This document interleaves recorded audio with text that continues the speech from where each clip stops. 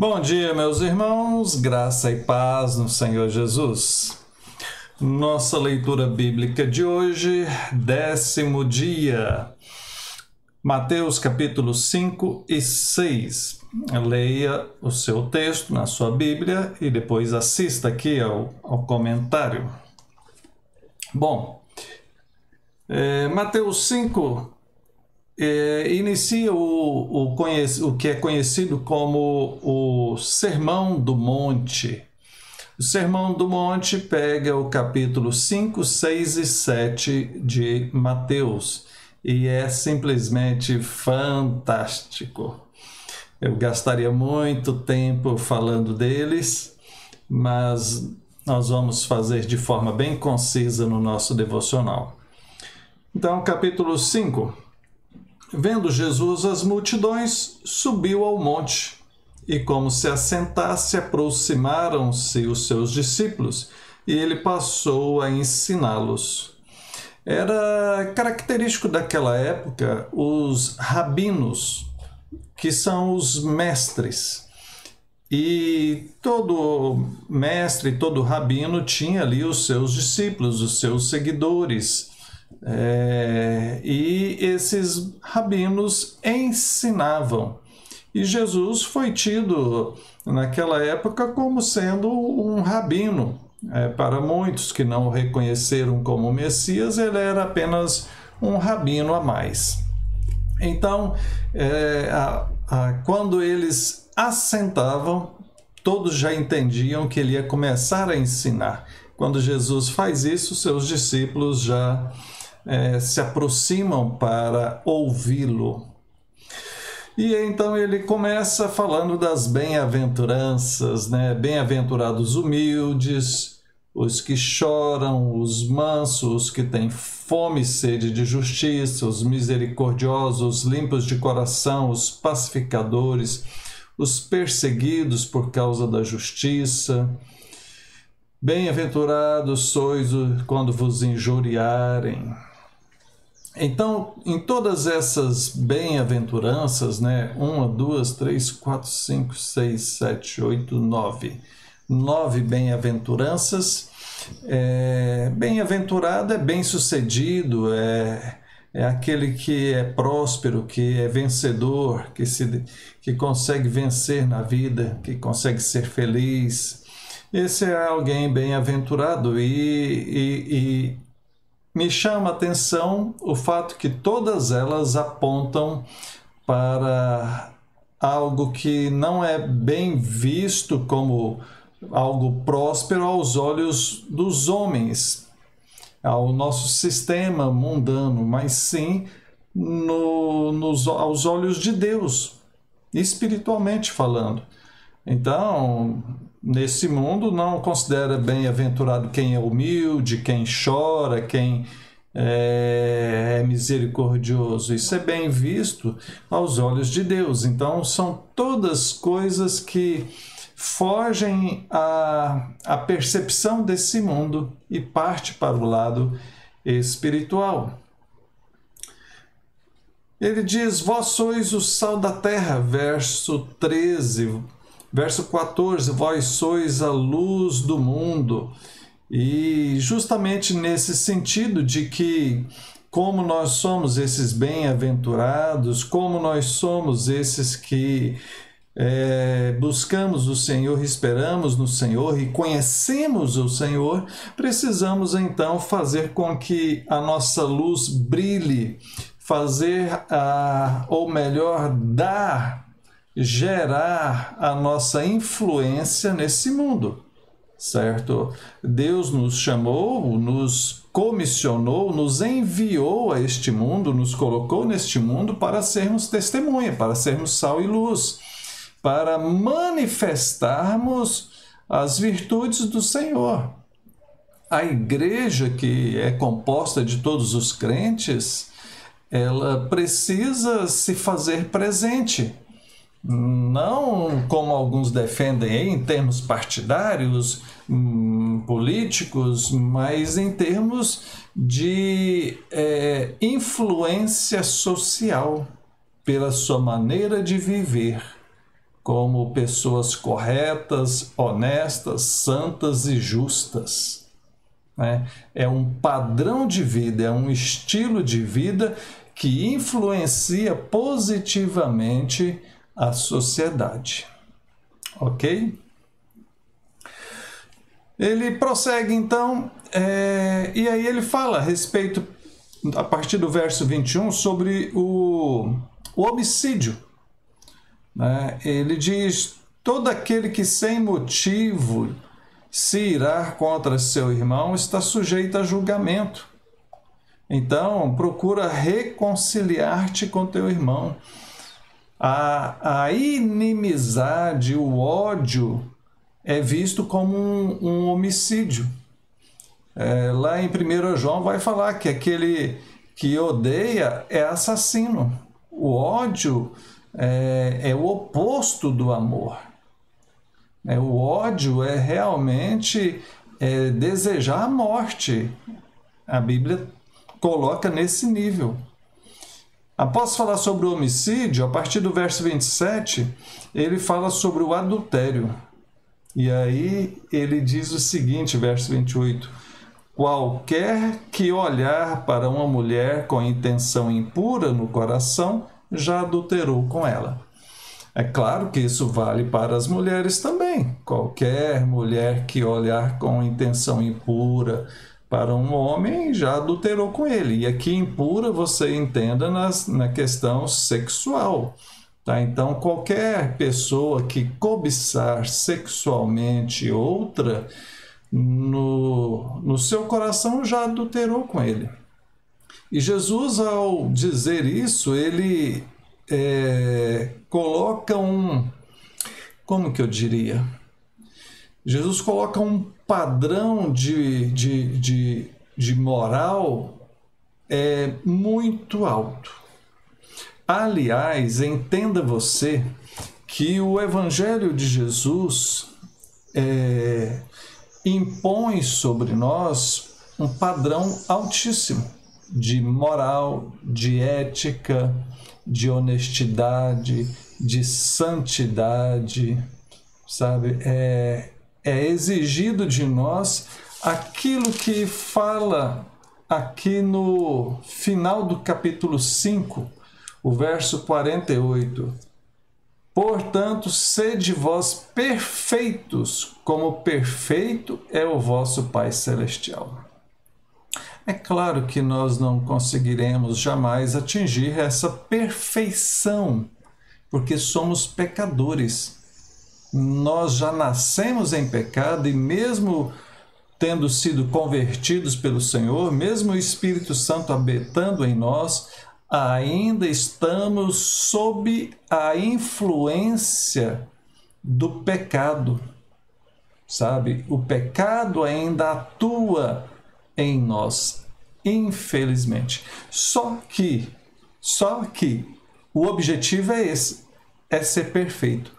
É cada dia melhorar um pouco mais. É ter como alvo ser perfeito como é perfeito o vosso Pai Celestial. Esse é o alvo, esse é o objetivo e nós temos que caminhar para ele. Então, após falar sobre adultério, depois no verso 33 ele fala dos juramentos, para não ficar jurando. Verso 37, seja a tua palavra sim, sim, não, não, o que disto passar vem do maligno. Sim, porque a mentira é obra do diabo. Então, nós precisamos prezar por aquilo que é verdadeiro. Não precisa ficar prometendo, jurando. Eu juro que vou fazer, que não vou fazer, eu prometo. Não. Diga e honre a sua palavra. Certo? Você que é crente precisa aprender a honrar a sua palavra. Então, só fale aquilo que você for fazer. Seja sério nos seus negócios, seja sério nos seus relacionamentos, seja uma pessoa que fala somente a verdade, porque senão você estará mentindo. Cuidado com a mentira. A partir do verso 38 ele fala da vingança. Ouvistes o que foi dito, olho por olho, dente por dente, eu porém vos digo, não resistais ao perverso, mas qualquer que te ferir a face direita, volta-te também a outra. Eu acho que tem muita gente que ainda não ouviu essa passagem das Escrituras. Acho que tem muita gente que ainda está vivendo como no Antigo Testamento, olho por olho, dente por dente. Sabe aquela situação, a pessoa te ofende, e aí dá aquela raiva, né? O coração queima, perde a paciência e aí ofende ela também. Pessoa fala algo de você, né? Dentro de casa mesmo. Às vezes o casal, né? O marido fala alguma coisa, usa uma palavra, uma palavra pesada, uma palavra para a esposa usa 2 contra ele, aí ele usa 3 contra ela e os dois estão se xingando ali. Isso é vingança, é vingança. O que é vingança? A vingança é quando alguém faz o mal para você e você faz o mal de volta para ela. Você se vingou. Pisou no seu calo, você pisa no calo dela também. Falou mal de você, você fala mal dela também. Isso é vingança. Isso não tem nada de cristão nisso. Depois ele fala do amor ao próximo, verso 43. Amai os vossos inimigos e orai pelos que vos perseguem. E aí que chega naquele verso 48, né? Sede perfeitos como perfeito é o vosso Pai Celestial. Jesus deixa claro aqui que nós não conseguimos por nós mesmos atingir esse padrão, né? A respeito do homicídio, do adultério, dos juramentos, da vingança e do amor ao próximo. É elevadíssimo o nível de moral, de ética, de justiça que ele coloca aqui. Para ficar bem claro, meu irmão, minha irmã, que nós precisamos do Senhor para podermos conseguir viver uma vida correta e agradável aos olhos do Senhor. Com o Senhor é possível, tá? Deixa claro aqui, não estou falando que é impossível, estou falando que é um padrão alto, que só é possível com a graça do Senhor em nós. Entramos no capítulo 6, ele fala a respeito da prática da justiça. Guardai-vos de exercer a vossa justiça diante dos homens, com o fim de serem vistos por ele. Entra aqui a questão da vaidade, da soberba, ele está rebatendo isso. Depois, como se deve dar esmolas, da mesma forma, não sendo soberbo, vaidoso, não agindo com aqueles que ficam ali fazendo e se vangloriando disso, né? Aquela pessoa que vai ali, ajuda alguém, dá uma cesta básica e depois sai contando para todo mundo: eu dei uma cesta básica, eu fiz isso, eu ajudei, né? Depois ele fala sobre orar, como se deve orar, e entra a famosa oração do Pai Nosso, a oração dominical, Pai Nosso que estás nos céus. Sabe, é um modelo de oração para nós. E eu tenho estudo no canal do YouTube aí falando sobre a oração do Pai Nosso, muito profundo, né? Como Jesus dá diretrizes para as nossas orações.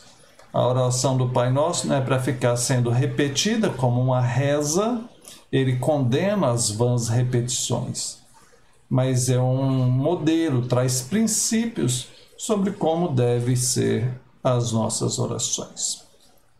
Fala sobre o jejum, né? Quando for jejuar também não deve ficar se mostrando, eu estou jejuando, olha como eu sou espiritual. Não, é fazer em secreto para Deus. Fala sobre os tesouros no céu, verso 19, acumular tesouros no céu, né, que é o fruto das obras e do bom testemunho. Fala sobre luz e trevas, que os nossos olhos, a maneira com que enxergamos esse mundo, né, deve ser algo bom. Esse mundo é muito bom, mas tem gente que olha com olhos maus. E aí tudo fica ruim, tudo está em trevas para aquele que tem já os seus olhos maus. Fala sobre os dois senhores, entrando na questão financeira agora. Jesus fala, né, sobre o dinheiro como sendo um senhor, um Deus, um carrasco. Tem pessoas que vivem em função do dinheiro, que fazem do dinheiro um ídolo para si. O ídolo é aquele que ele adora, é aquele que ele se dedica, aquele que ele se devota. E tem muita gente que faz do dinheiro um ídolo. Por isso é que ele, a partir do verso 25, né, estamos no capítulo 6, ele fala da ansiosa solicitude pela vida. Não andeis ansiosos, porque o vosso Pai Celestial sabe o que vocês necessitam e Ele vai providenciar. Então, não fique ansioso. O que nós vamos comer? Onde vamos morar? O que nós vamos fazer? Deus proverá. Verso 33 é o verso central aqui. Buscai em primeiro lugar o seu reino e a sua justiça, e todas as coisas serão acrescentadas. Então, é priorizar o reino de Deus. Muito cuidado para que não aconteça de, no afã de ganhar dinheiro, de socorrer as contas e as necessidades, você vai abandonando a vida com Deus, vai se afastando da igreja, vai parando de ler a Bíblia, porque está tão corrido, não sobra tempo, e o pouco tempo que sobra, você está cansado de tanto trabalhar e não tem nem ânimo para cuidar das coisas de Deus. Tem que inverter, priorizar o reino de Deus. Tá bom? Vamos orar? Pai querido, louvado seja o Senhor. Obrigado por tua palavra, te louvamos, te agradecemos. Ajuda-nos, ó Deus, a viver o padrão do teu evangelho. Em nome de Jesus. Amém. Que Deus te abençoe.